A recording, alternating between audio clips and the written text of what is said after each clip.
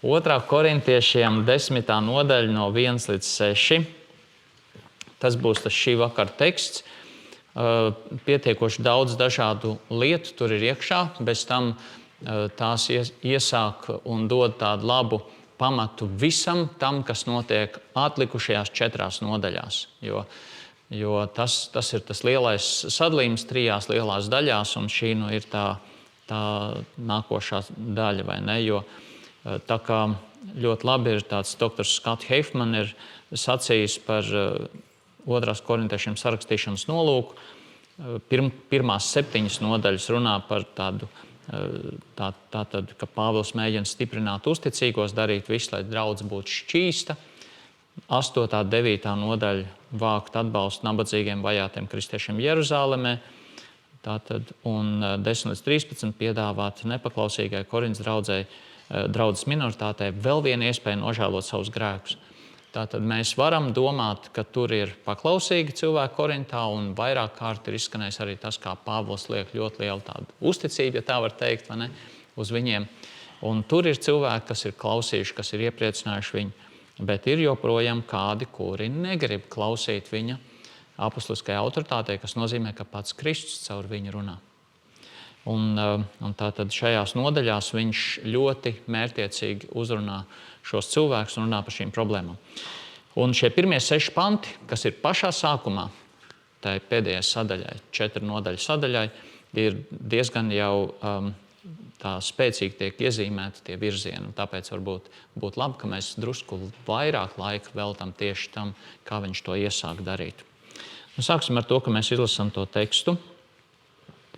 Bet es, Pāvils, jūs pamācu ar Kristus lēnprātību un laipnību. Es, kas klāt būdams jūsu starpā, gan esot pazemīgs, bet no tālienes pret jums rādot drosmi. Es jūs lūdzu, ka man pie jums nākot nevajadzētu būt bargam ar tādu drosmi, ar kādu es gribu uzstāties pret dažiem, kas domā, ka mēs dzīvojot pasaulīgi. Mēs dzīvojam gan pasaulē, bet necīnāmies pasaulīgi. Jo mūsu cīņas ieroči nav miesīgi, bet spēcīgi Dieva priekšā cietokšņu noārdīšanai. Mēs apgāžam prātojumus un visas augstprātīgās iedomas, kas paceļas pret Dieva atziņu, un uzvaram visus prātus, lai tie ir Kristum paklausīgi, un esam gatavi nosodīt visu nepaklausību, kad jūsu paklausība būs tapusi pilnīga. Nu tā.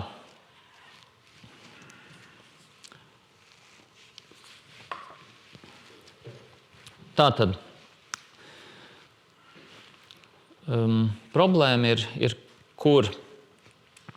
Problēma ir tajā, kā mēs šeit ļoti skaidri lasām, pēdējie vārdi, kad jūsu paklausība būs tapusi pilnīga. Problēma ir tajā, ka viņi neklausa. Un līdz ar to tas 6. pants liek arī domāt, vai ne, esam gatavi nosodīt visu nepaklausību, kad jūsu paklausība būs tapusi pilnīga.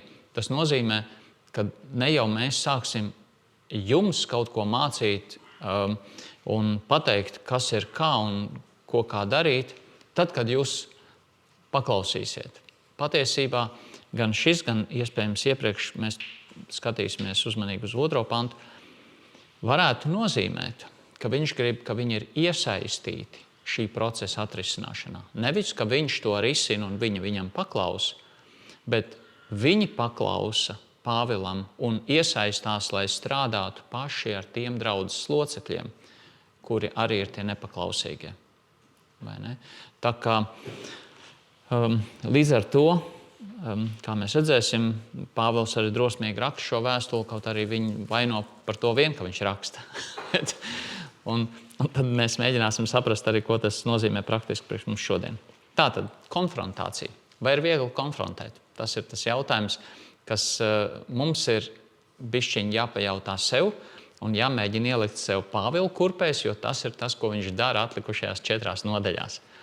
Un ja mēs nespējam bišķiņ iet līdz Pāvilam un skatāmies tikai no attāluma, tad mums būs arī grūti praktiski sev dot tos izaicinājumus, ko patiesībā Pāvils dod korintiešiem.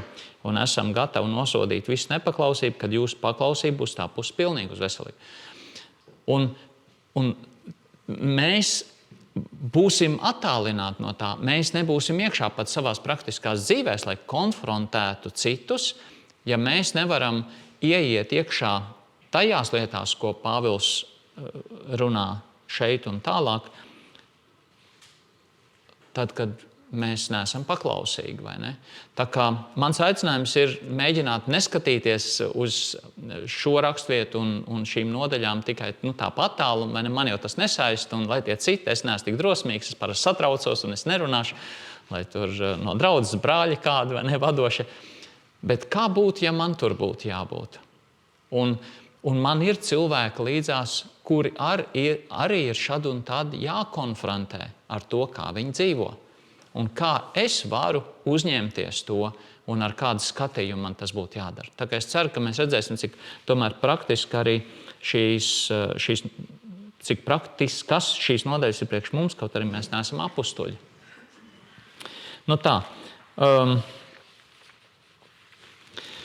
Kāpēc ir grūti konfrontēt? Kāpēc ir grūti konfrontēt? Ir dažādi praktiski iemesli, kāpēc mēs varētu teikt, tas ir grūti. Bet kādi būtu tādi garīgi iemesli, ja tā var teikt, kur bišķi rodas tāds konflikts ar to, ko prasa konfrontācija un ko no mums principiāli sagaida Kristus. Konfrontācija rada iespaidu, ka mēs varbūt to cilvēku nemīlam. Vismaz viņam tā liekas, vai ne? Konfrontācija rada iespaidu, tev vienīgam taisnība, patiesība, jā? Tu domā, ka tu vienīgais labāk zini nekā mēs. Konfrontācija rada šo nepareizo iespaidu. Konfrontācija ir sāpīga. Konfrontācijā cilvēkiem liekas, hei, tu jau nemīli nemaz. Ko tu dari? Mīlestībā tā neviens nedarīt, kā tu tur dari un kā tu runā. Tas nozīmē, ka konfrontācijā ļoti, ļoti viegli mūs pārprot. Un ko tas viss pasaka? Mēs dzīvojam kontekstā, un arī Pāvils to vairāk kārt šajās 4 nodaļās saka, ka tas mūsu aicinājums un viņa aicinājums ir celt, nevis ārdīt. Un viņš to apzinās. Un viņš apzinās, ja man ir jāceļ, nevis jāārda, tad kā man ar jums ir jārunā šajā situācijā, lai tā būtu celšana un nerastos iespējas, ka viņš kaut ko ārda ārā. Paskatieties dažus pants, kurus Pāvils ļoti burtiski to tā arī pasaka. Ja es arī vēl vairāk lepotos ar tām pilnvarām, ko man tas kungs devis jūsu celšanai, redzat šeit, jūsu celšanai un nepostīšanai, tad es tomēr nepaliku kaunā. 12. nodaļā. Jau sen jūs esat domās, ka mēs jūs priekšā tikai aizstāvamies. Mēs runājam Dievu priekšā, ir Kristus, un tas viss, mīļie, notiek jūsu celšanai. 13. nodaļā. Tādēļ es jums to rakstu no tālienes, lai man klātesot nevajadzētu lietot bardzību pēc tās pilnvaras, ko tas kungs man devis celšanai un nepostīšanai. Tātad tas ir tas, ko Pāvils apzinās, un tāpēc viņš tik uzmanīgi pieiet, un reizē arī man personīgi vienmēr ir līdzies pārsteidzoši drosmīgi. Man liekas, kā tu tā var runāt par sevi šitā? Gan izklausās pēc lielības. Jums ir tā licies? Ja? Man ar tā ir licies. Un tomēr Pāvils ir uzmanīgs un skatīsimies cauri, kā tas izpaužās tomēr. Ja? Tātad, kā to darīt? Un Pāvils pie tam vēl atzīst, ka viņš jau ir tālumā vēl. Viņš pat nav pie viņiem tajā brīdī. Un neskatoties to, un tur var būt vēl vairāk pārpratumu, ja? Jūs esat dzirdējuši kādreiz, čatā, tur, kur ir grupu čats, ja? Tur gan nevajag sākt strīdēties un tur asumas rasties, jo pārpratumi ļoti ātri notiek. Tur tik daudz ātrāk tas notiek nekā reālā dzīvē. Un tāpēc to neiesaku darīt tur. Tā.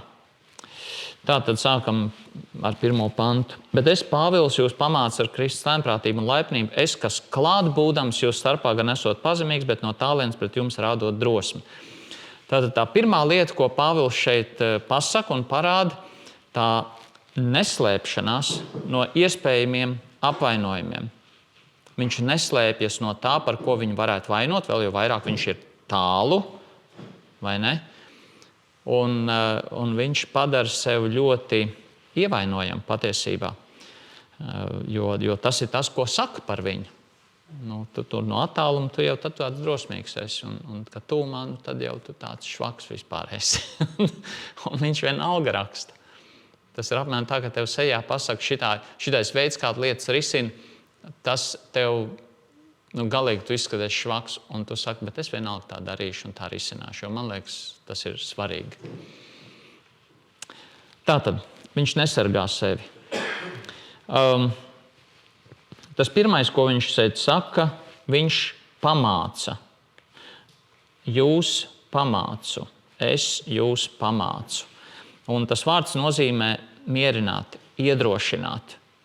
Tātad viņš neuzbrūk, kaut arī tur ir problēmas. Patiesībā aiz viņa autoritātes jau ir Kristus, kurš viņu ir sūtījis, un viņš nepārmet šeit, bet viņš uzrunā ļoti saudzīgi ar mērķi pamācīt un iedrošināt uz kaut ko labu. Un viņš šeit to kvalitāti parāda arī ar Kristus, redzat, ar Kristus lēnprātību un laipnību. Ar Kristus lēnprātību un laipnību. Man liekas, kā tu to vari izdarīt? Ja, ka tu par sevi vari teikt, ka ar Kristus lēnprātību tu ej pie cilvēka. Nevis ar savu to spēku, ar to, uz ko es šobrīd esmu gatavs, cik es esmu varējis sev saņemt, pat cik Kristus ir manī jau savu darbu paveicis. Viņš pat tā to nesaka.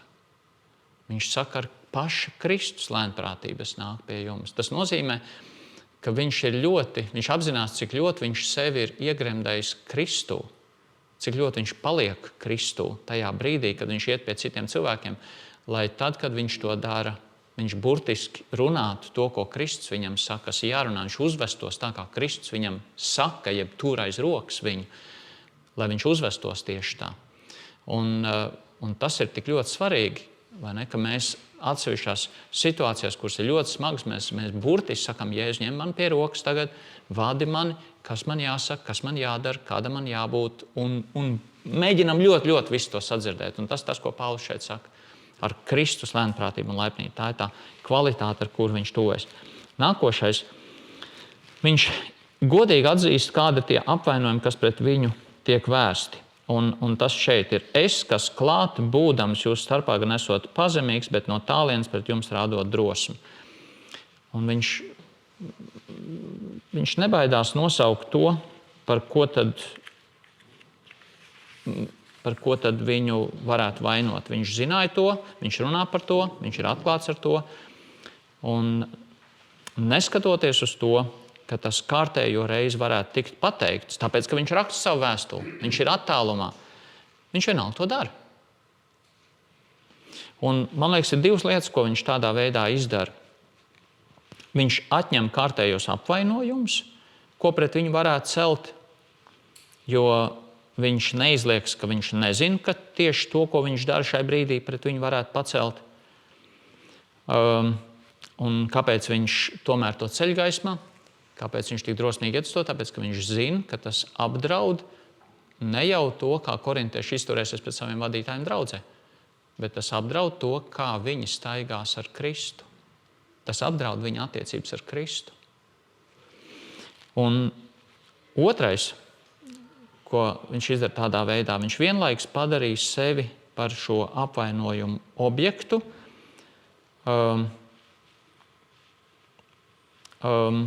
jo jūs uz mani tā skatāties arī. Viņš burtiski atņem viņiem uzbrukumu ieročus. Ja? Viņš pasaka, ko viņš zina par viņiem. Un tad, kad mēs skatāmies gan tajā, ko Pāvils arī saka tālāk, mēs redzam, ka tā nav taisnība. Šis apgalvojums, ko viņš izsaka, patiesībā nav patiesa. Man tad pārsteigums tas ir. Kāpēc viņš vienalga to izsaka, ja tas nav patiesa? Vai ne? Nu, paskatieties, piemēram, ko viņš saka. Jo tie saka, viņa vēstules ir gan svarīgas un spēcīgas, bet viņš pats personīgi klāt būdams ir nespēcīgs un viņa runa ir nenozīmīga. Kas tā saka, lai zini, ka mēs kādi esam no tālienes savās vēstulēs vārdos, tādi paši esam arī klāt būdami savos darbos. Viņš patiesībā dažus pants vēlāk pasaka, ka tā nav patiesība. Un neskatoties uz to, viņš pasaka viņiem acīs, kā viņu redz. Un tas man liek domāt par to ievainojamību, ar kādu es dodos pie cilvēkiem. Ka es varu teikt, es zinu, ka jūs man tādu redzat. Es zinu, bet vienalga es gribu ar jums runāt. Un tas ir tas, ko viņš pirmā brīdī saka. Tas noteikti bišķi vēlāk dažs teikums, ka viņš pasaka, ka tā nav patiesība par viņu. Bet viņš tomēr padara sevi ievainojamu. Un jautājums ir, vai tad, kad es eju otram cilvēkam palīgā, vai es padaru sevi ievainojamu? Vai arī es nobruņoju sevi, apdomāju visus argumentus, izdomāju atkāpšanās ceļu, ka tikai es nebūtu zaudētājs, ka tikai man netrāpīt, ka tikai man visu nākošo nakti atkal nebūtu zudis naktsmiers, vai ne, jo man sāpēja. Bet tas nav tas, ko Pāvils dara. Tas pirmais ir, ka viņš gandrīz sajūta ir piekrīt tam, vai ne? Bet, protams, tā nav. Tātad, ko tas pasaka? Tas pasaka tad, kad man ir kāds jākonfrontē, man nav jāslēpjas. Man ir jābūt atklātam par to, kā tas cilvēks varbūt jūtas ar mani. Kā viņš redz mani. Kadreiz cilvēki konfrontācijas tajā kontekstā sāk runāt par lietām, kuras patiesībā ir maznozīmīgas un kas neskar lietu būtību. Un šis ir viens no tiem gadījumiem, kur šis jautājums par to, kāds tu esi, pazemīgs vai drosmīgs, vispār neskar to problēmu, ka viņi dara grēku. Un līdz ar to tas varbūt ir viens iemesls, kāpēc Pāvils to tik atklāti no paša sākuma noliek malā. Viņš saka, es zinu, ka jūs tā domājat, un tā teikt, atņemt visas iespējas ar saviem argumentiem iet un vilkt to kuģi prom kaut kādās maznozīmīgās diskusijās un lietās.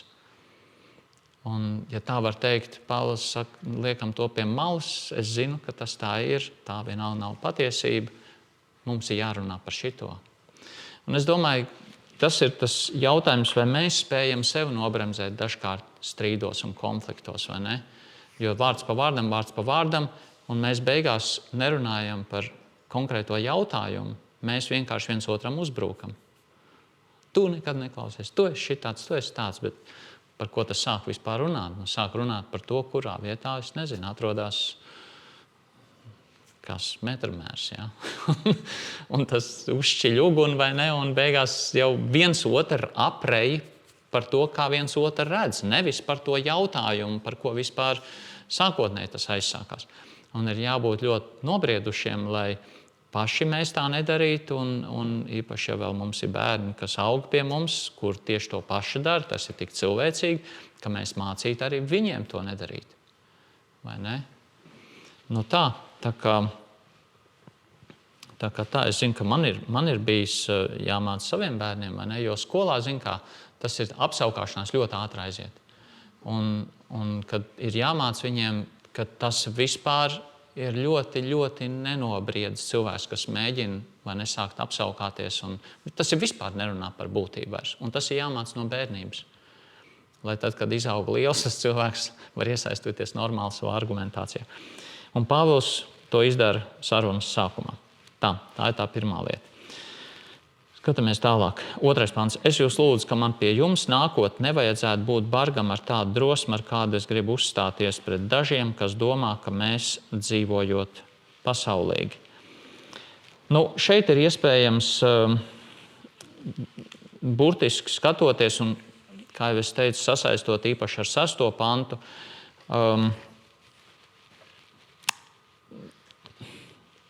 Es izsaku ļoti drosmīgu minējumu. Tulkojumos jūs to citur neatradīsiet. Bet es izsaku minējumu balstoties uz to kontekstu, kas šeit ir. Ka Pāvils nerunā šeit patiesībā par to drosmi, ar kādu viņam pašam vajadzētu uzstāties, bet drosmi, ar kādu tiem citiem vajadzētu konfrontēt citus. Un tas man liekas interesanti, ka to domu var saskatīt tur. Es nesaku, ka viņi nevar saskatīt, bet tas ļoti izmaina visu šo panta jēgu. Varbūt pēc 4 nodaļām es jums pateikšu līdz galam, kā tas varētu būt, bet es izteikšu domu, kā to pantu var saprast. Tad viens variants ir redzēt, pie jums nākotnē nevajadzētu būt bargam ar tādu drosmi, ar kādu es gribu uzstāties, ka viņš pats grib uzstāties, pats grib runāt. Bet otrs varētu būt tāds, bet es lūdzu, es burtiskāk tulcošu, klāt nēsoši. Tātad es lūdzu klāt nēsoši būt drosmīgiem viņiem, pārliecībā, kurā es domāju, ja uzskatu, uzdrīkstēties, ja būt drosmīgiem pret kādiem, kas domā, ja uzskata mūs, kā pēc miesas staigājošs, ja dzīvojošs. Ja? Pasaulīgi, te ir tas vārds miesa, ja? Pēc miesas.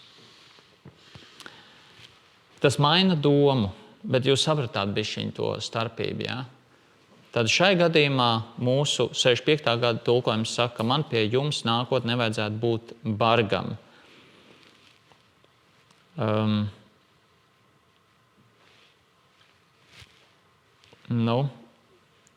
Bet tā otrā versija būtu, ka viņš lūdz būt drosmīgiem tiem pašiem korintiešiem pārliecībā. Un kurā viņš domā, pats Pāvils, būt drosmīgiem pret kādiem, kas domā tā un tā. Ko tas nozīmē? Tas nozīmē, ka jebkurā gadījumā tur ir kaut kāds aicinājums. Citi draudzes locekļi ir jāaicina kādā brīdī, vai šajā gadījumā viņš tā kā pats saka, ka viņš to darīs. Bet ir varbūt arī jāņem laiks, lai aicinātu citus būt drosmīgiem, apklusināt tos, kas vēršas pret evaņģēlijas sludinātājiem, šajā gadījumā kā pret Pāvilu, vainojot, ka viņi dzīvo pasaulīgi. Nevajag klusēt, bet runāt par to un teikt, tas, ko tu saki par viņu, tas ir nepareizi. Tā nevajag darīt. Ja? Tātad viens variants ir saprast, ka Pāvils gatavojas izaicināt. Otrs variants ir saprast, ka Pāvils grib iesaistīt, lai viņi izaicina tos citus, ka viņi rīkojas nepareizi. Un, kā jau es teicu, 6. pants tā parāda, vai ne, ka viņš sagaida, ka tas varēs notikt tad, kad viņi būs kļuvuši paklausīgi. Kad liekas, ka kaut kāds sakars tur ir. Es tikai izsaku minējumu. Var iet vienā, var iet citā virzienā, jebkurā gadījumā Pāvils negatavojas palikt pie tā stāvokļa, kāds viņš ir, un man liekas, to ir svarīgi saprast. Vai viņš pats to darīs, vai citus viņš aicina darīt, nestāv malā, ja kāds rīkojas nepareizi. Esi drosmīgs.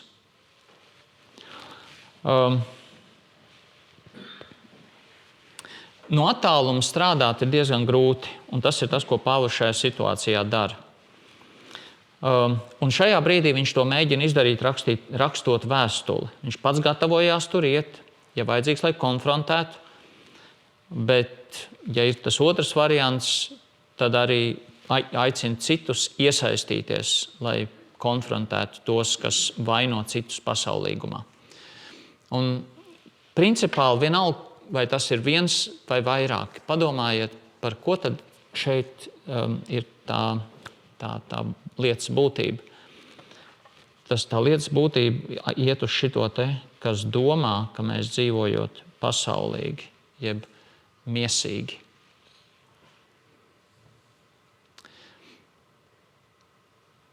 Ļoti ātri cilvēki vaino kādreiz draudzes vidū, tas ir pasaulīgi. Tā ne, tas ir pasaulīgums, ko tu dari, vai ne? Viņiem ir aizdomas par mūsu kaut kādu rīcību. Kontekstā, atcerieties, tas ziedojuma vākšana, vai ne? Tur aizdomas ir, ka tikai tur kaut kāda aplamība nenotiek un piesavināšanās varbūt vai kas. Mēs nedrīkstam ielaist šito lietu draudzē. Tieši tāpat kā aprunāšanas, tieši tāpat kā daudz citas lietas, kuras, vai ne, tenkošanas visādas meli vai vēl kaut kas, tieši tāpat arī šī lieta. Ja kāds par kādu saka, ka viņš rīkojas tā kā neatpestīts cilvēks, vai tā rīcība ir neatpestīta cilvēka rīcība, vai ne, tāds pasaulīgums, tā kā neticīgi cilvēki darītu. Mēs nedrīkstam klusēt. Kāpēc? Tālāk Pāvils par to tūlīt runās. Bet nav jautājums šeit par atšķirīgu viedokļu paušanu. Ir jautājums par to, kad skatoties uz rakstiem, vai tam cilvēkam tiek pateikts, tu rīkojas pareizi vai tu rīkojas nepareizi. Kā mēs redzēsim, Pāvils acīm redzot uzskatīja, ka viņi nevar nopamatot savu rīcību rakstos un reālajā dzīvē. Un viņš varēja drosmīgi teikt, ka tā nedrīkst darīt. Bet viņš mēģina teikt, tam ir jāpieliek punkts. Un tas, ko Pāvils saka tūlīt tālāk no 3. panta uz priekšu, tas parāda ne tikai to, kādā veidā apvainojumi kādreiz tiek celti pret kristiešiem, pret Pāvilu vai vispār pret citiem, kas ir uzticīgi, un ko ar tiem tad vajadzētu darīt. Pāvila dotais apraksts, kas tūlīt sekos korintiešiem, tas var arī mums iedot tādu drošību un stabilitāti tajā, kā mēs konfrontējam un ko mēs runājam šādās situācijās. Ja? Tātad šitā ir problēma, ko Pāvils darīs tālāk. Un viņš saka, mēs dzīvojam gan pasaulē, un šeit tieši tāpat kā iepriekšā necīnāmies pasaulīgi. Šeit abos gadījumos ir tas vārds sargs, arī iepriekšā, kad tā ir tā problēma. Tā problēma bija, ka viņi tika vainoti, tūlīt. Jā, viņi tika vainoti miesīgumā. Un viņš saka, jā, mēs dzīvojam miesā. Bet mēs necīnāmies miesā. Mēs nevedam savu kara darbību kā miesīgi cilvēki. Jo mūsu cīņas ieroči nav miesīgi. Šeit tas vārds ir paturēts. Ja? Te bija pasaule, miesa. Patiesībā visās 4 vietās vajadzētu iet tam pašam vārdam. Ja? Bet spēcīgi Dieva priekšā cietokšņa noārdīšanai. Tā, šeit pieliksim bišķiņ tādu pauzīti šeit, pirms mēs ejam tālāk. Ko tad Pāvils dara? Ļoti dabīgas lietas viņš apraksta. Bet tajā dabīgajā viņš parāda, ka ir garīgas realitātes, kuras nav patiesas. Un tas ir tas, ko Pāvils, piemēram, dara arī Efeziešiem 6. nodaļā. Atcerieties, viņš saka, ne pret miesu un asinīm mums jācīnās, bet pret valdībām un varām, pret tumsības spēkiem. Un viņš iesāk to sadaļu, viņš saka, vai ne, ņemiet visus Dieva ieročus, lai cīnītos. Un tas pirmais jautājums ir, kāpēc Pāvils to raksta Efeziešiem? 6. nodaļā no 10. panta uz priekšu. Un atbildi parasti ir jāmeklē kontekstā.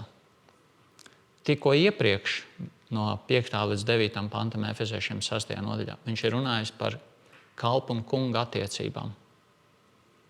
6. nodaļā no 1 līdz 4 viņš ir runājis par bērnu paklausību vecākiem un to, kā vecāki audzina savus dēlus, savus bērnus. Un iepriekšējā 5. nodaļā, no 22. līdz 33. pantam, viņš runā par vīru un sievas attiecībām. Un pirms tam 18. pantā viņš saka, topiet piepildīt ar garu.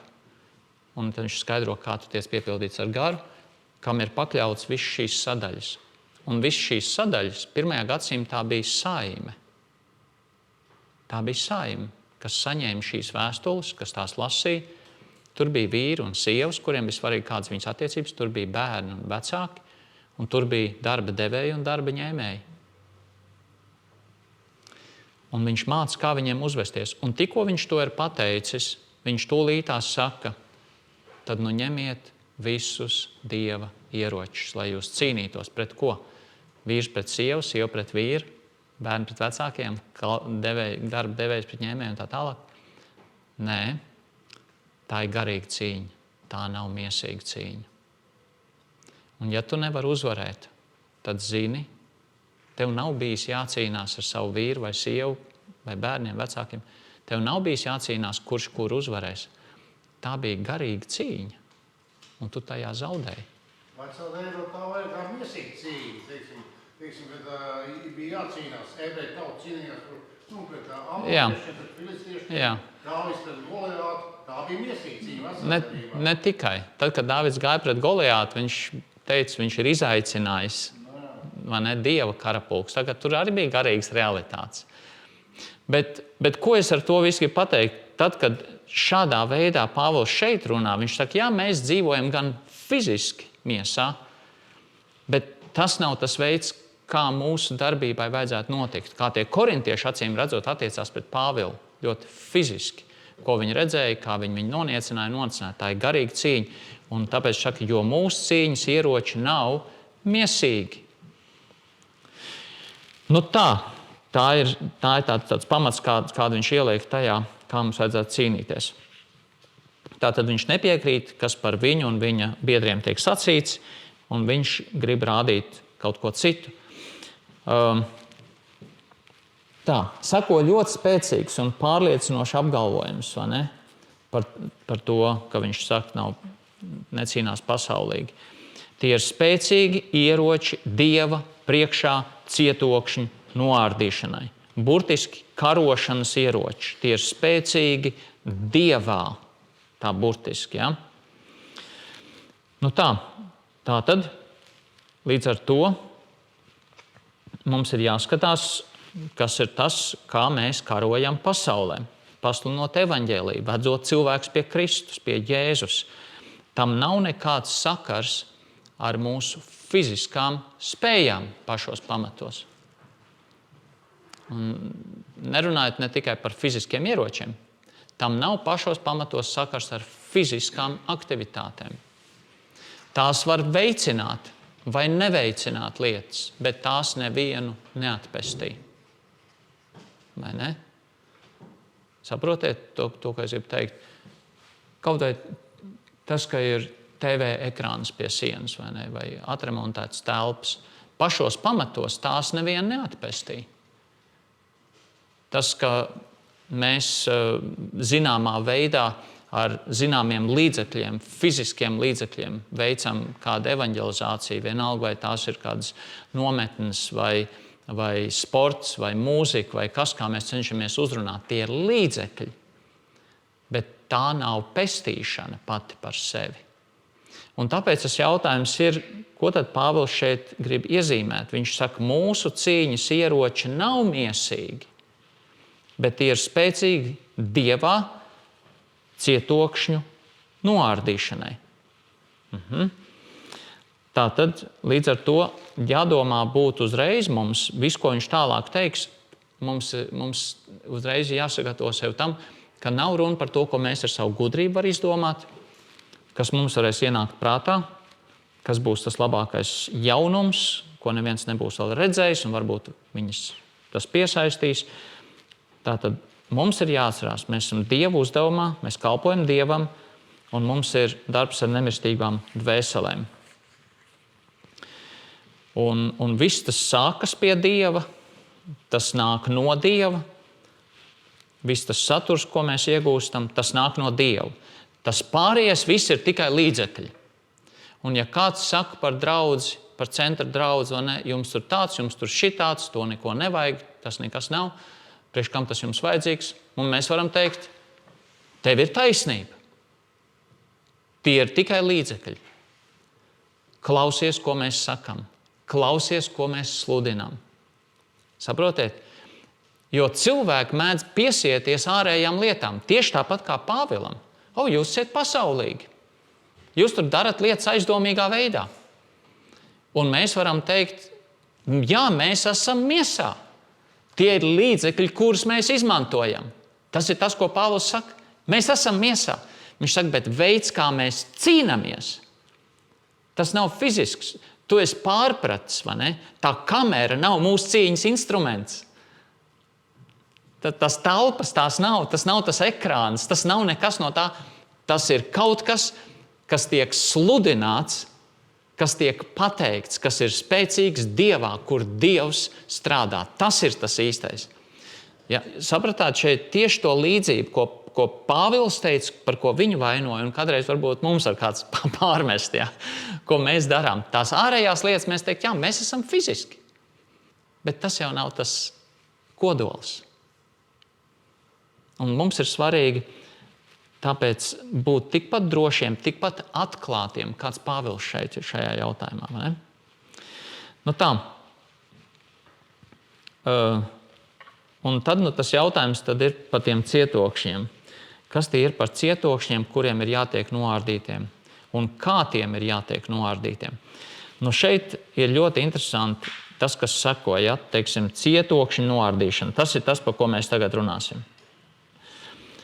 5. un 6. pants sevī satur 3 divdabjus, prezentā pilnīgi vienādi pēc formas divdabji, un tie tad arī to skaidro. Tā, šeit es tos divdabjus esmu izcēlis, es šito slaidu atstāšu. Cietokšņu noārdīšana. Ar apgāšanu, ar uzvaru, ar pakļaušanu, citiem vārdiem sakot, jā, šie ir tie vārdi. Apgāšana, pakļaušana un esam gatavi. Ja? Gatavi esoši. Tur tas divdabis esoši. Ja? Un tur visur ir divdabis prezentā apakšā. Latviski tas tā neizskan. Bet tas ir tas, kā 3 veidos Pāvils tagad skaidros, kas ir cietokšņu noārdīšana. Tad pēc kārtas katru apskatīsim. Tas pirmais, ko viņš saka, mēs apgāžam prātojumus. Tas ir tas veids, kā tiek ārdīti cietokšņi, kā tiek cilvēki uzrunāti, lai viņi nāktu pie Kristus. Un šos 2 vārdus, tātad apgāžam prātojumus, varētu pārfrāzēt, tiek iznīcināta domāšana. Izklausās ļoti nepopulāri. Mēs taču esam domājošā laikmetā. Skaties, kur mēs savu domāšanu esam aizgājuši pēdējos mēnešus, kas notiek. Bet Pāvils šeit burtiski saka domāšanu iznīcinoši. Cietokšņi no tie ieroči ir tādi domāšanu iznīcinoši. Ko tas nozīmē šajā kontekstā? Ja tie nav miesīgi, ja tie nav ar grēcīgu, ar cilvēka robežām saistīti ieroči, ar ko tiek iznīcināti tie cietokšņi. Ar cilvēka robežām tie nav saistīti, ar to, ko es varēšu izdomāt, kāda būs man gudrība. Tad ir kaut kāda domāšana, kur tiešām ir jāiznīcina, kura cenšas pateikt, nē, mēs gribam apsvērt, mēs gribam saprast, un tur ir cilvēcīgi apsvērumi. Un iespējams to domāšanu ilustrē tieši šī frāze, jo tas ir interesanti, ka katrs no divdabiem iet kopā ar kaut kādu frāzi, ar kaut kādiem paskaidrojušiem vārdiem. Un šajā gadījumā šeit tas varētu būt un visas augstprātīgās iedomas, kas saceļas pret Dieva atziņu. Tā ir tā domāšana, kurai ir jātiek iznīcinātai. Augstprātība un viss, kas ir pret Dieva atziņu. Tas tā, lai mēs paši neielasītu savas domas, kas tad ir jāiznīcina. Augstprātība. Es domāju, jūs piekrītat. Ja? Visam, kas saka, es esmu šeit, es kaut kas esmu, es kaut ko zinu, un tas cilvēks vispār nefilmē, ko tu saki viņam, kas ir tās garīgās vērtības, kas ir tas, ko Bībele saka un kāpēc Dievs to saka. Jo tas ir pret Dievu. Un tāpēc Pāvils saka, tad, kad viņš strādā, tad šis ir tā viena lieta, kas viņam ir jādara.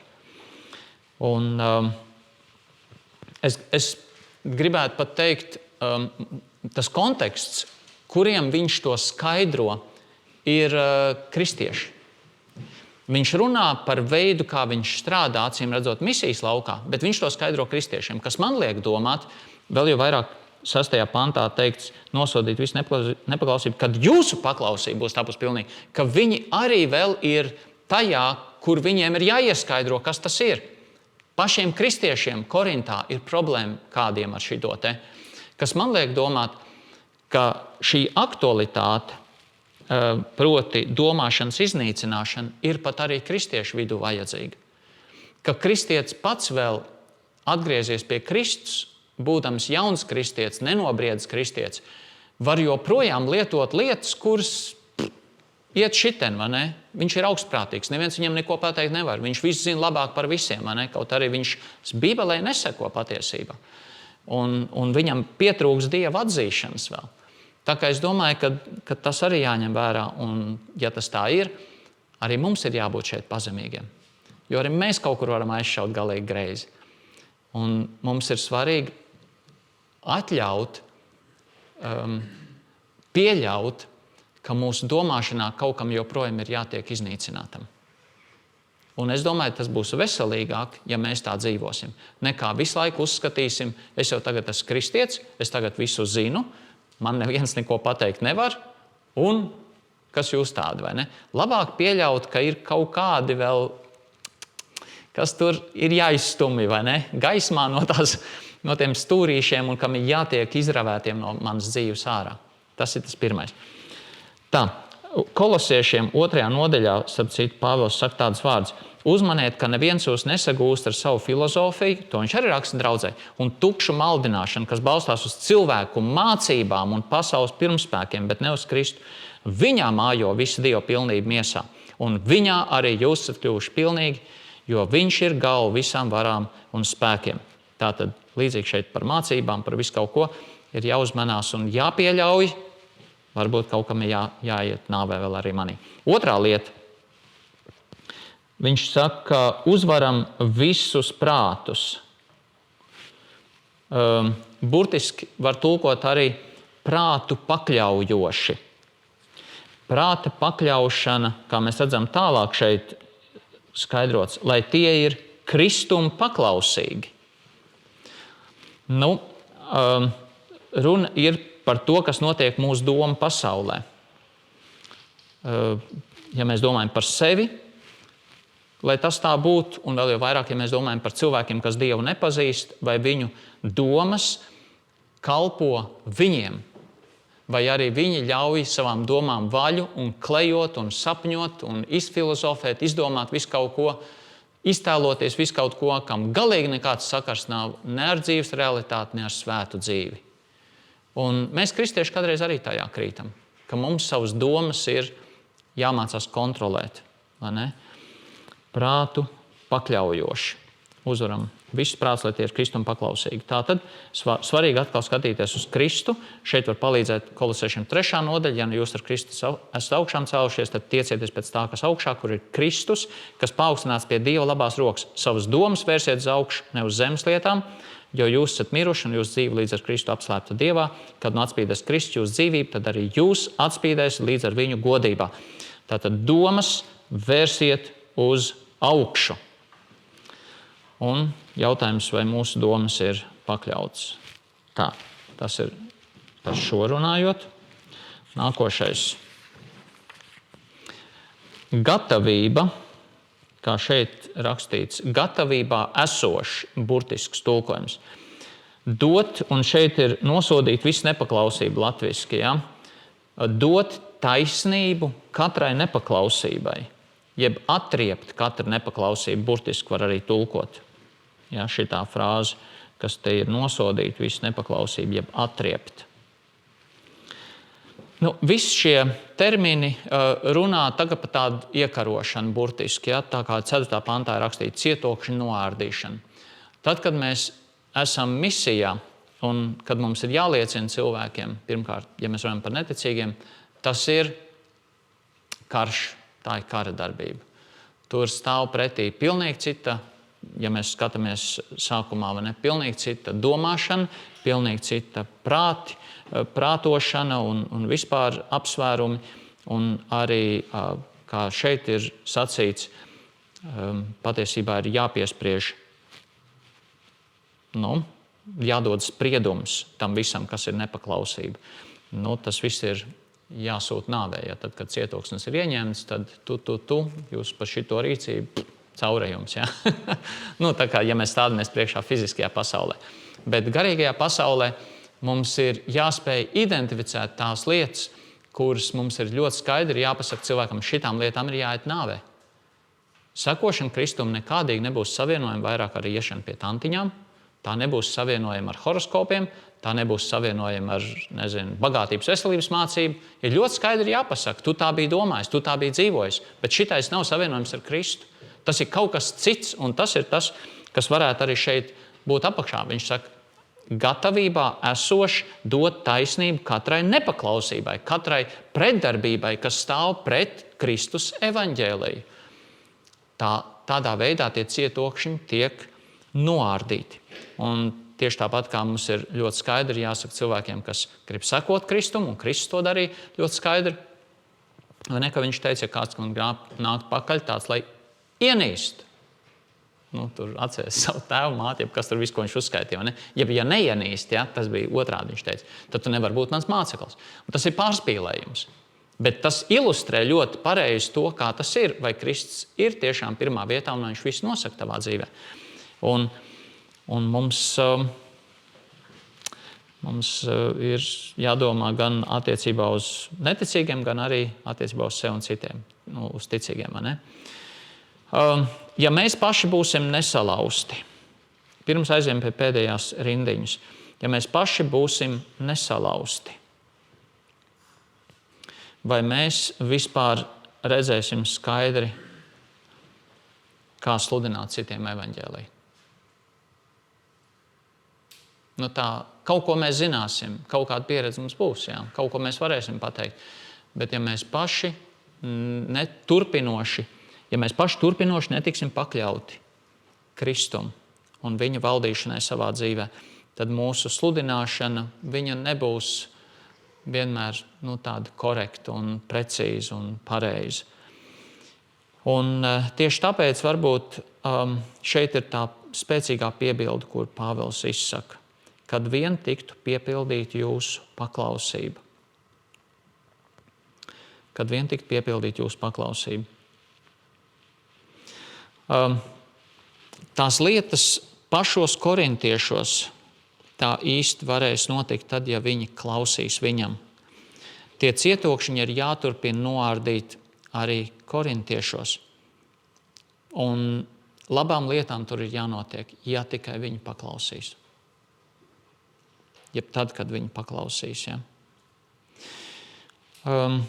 Un noteikti, ka tad būs daudz labāk, ja tas tā būs. Un šī doma savukārt ir ļoti spēcīga Bībelē vispār. Ka tomēr paklausība Dievam rezultējas ar svētību. Vai ne? Mēs nevaram teikt, ka mēs pērkam Dievu svētību ar savu paklausību. Tas tā nebūtu nav. Mēs nevaram Dievu nopirkt, bet tas, ka tas ir saistīts, vai ne? Tie ir kā tādi vārti, kurus mēs atveram. Mēs sakam, Dievs, es gribu, ka tu nāc manā dzīvē, iztīri visu, lūdzu, dari to. Vai ne? Tad mēs nenopērkam, mēs patiesībā mantojam žēlastību ar savu paklausību. Kad jūsu paklausība būs tapusi pilnīgi, tad tas tā būs. Šeit vēl viena raksturvieta Jeremijas 4. nodaļa. Ja tu taisies atgriezties Izraēlu, tad atgriezies pie manis. Ja tu aizvāks neiedzīgo salaks projām no manām acīm, tad tu nekļūsi atstāts, saka tas kungs. Ja tu zvērēsi patiesībā, taisnībā un uzticībā, tik tiešām, kad tas kungs dzīvo, tad citas tautas viņā tiks svētītas un būs viņā pagodināts. Redziet, te ir tas dubultais, kas arī parādās līdzīgi kā šitien beigās, vai ne? Kad jūs būsiet iesaistīti, kad jūs pieņemsiet to, ko es jums saku, citiem sakot, būs svētība pāri par malām, ne tikai jums, bet arī citiem. Līdzīgi kā šajā rakstvietā, vai ne? Tik tiešām, kad tas kungs dzīvo. Te varētu teikt, ja tu zvērēsi patiesībā, taisnībā un uzticībā, tad šajos vārdos varētu būt, tad es tevi svētīšu, tad tev viss būs labi. Bet Bībele saka, tad citas tautas viņā tiks svētīts. Tad citas tautas. Un tā domāšana, man liekas, ir tik ļoti nepieciešama mums, ka mēs nemeklējam paklausīt Dievam, lai man būtu labi, bet mēs meklējam paklausīt, lai vēl kādam būtu labi. Jo, ja es neklausīšu, tad jau problēma nav tikai tajā, ka man Dievs nevarēs svētīt. Problēma būs tajā, ka viņš nevarēs svētīt arī citas tautas. Un šis jautājums pat šobrīd man personīgi ir ļoti aktuāls, vai ne?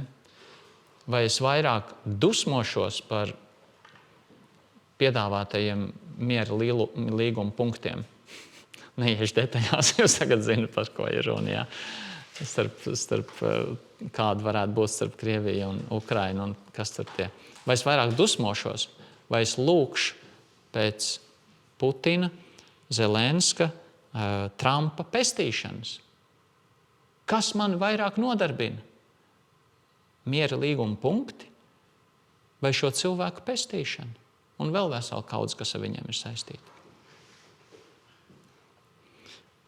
Mana paklausība Dievam, mana salauztība ietekmēs to, vai es lūkšu par viņiem, un ja es nebūšu salauzts, es dusmošos par 28 punktiem.